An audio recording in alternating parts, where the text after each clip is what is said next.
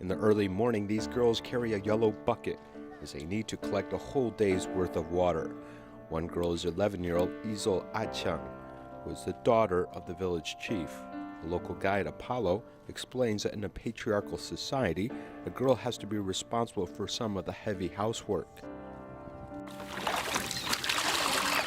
There are people bathing, washing themselves at the same point, and the cows even poo at the same point, and that's the only water available, so everyone is struggling to get that water. From June to March each year is the local dry season, with the dirt steaming with heat, as it's hard to find a single drop of water.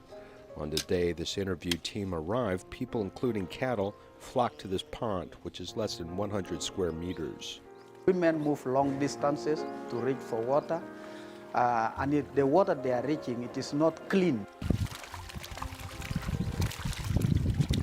This scarce water source has gotten dirty. Fortunately for the 300,000 residents of Wera village, there is a nearby Lake Victoria, with a round trip to get water covering 14 kilometers. Or they have to buy water from water vendors. And one, you also don't know where they got that water from. So you are buying water and you're risking your life also. Maybe you think the government should be involved in ensuring the water supply. Actually, the government is doing little to help the locals as it earns money by extracting water from Lake Victoria and selling it to the public in volumes of 20 liters for 50 US cents, with prices, larger units of water costing 27 US dollars, which is 90 times that of Taiwan. On average, the common person would earn less than $1 in a day. So at that rate means you'll only be able to have 20 liters. You're working for 20 liters per day. But not everyone can afford water. A water project initiated by the Kenyan government has stalled. The black buckets simply hang at the side. These children return home from the lake, arriving at the school late in the afternoon.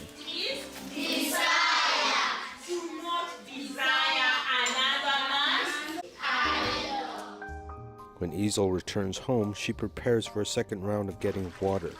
Where a village sees 15% of the population relying on fishing, and 60% are farmers. Without proper management, even if there's a lake, not everyone in the village is given access. But still, the factor of water and food makes them again not to continue.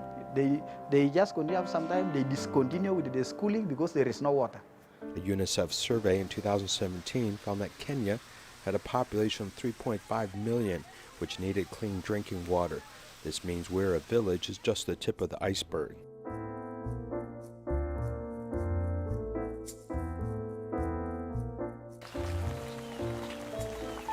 This 12-year-old boy, Samvel Salumia, is learning to grow plants and herbs from his neighbor Andrew. Samvel's family is shepherds, though their flock could not stand the drought, causing the family financial hardship. For this reason, learning to plant is far more important than going to school. Taking advantage of the rainy season has to work quickly to put in these crops.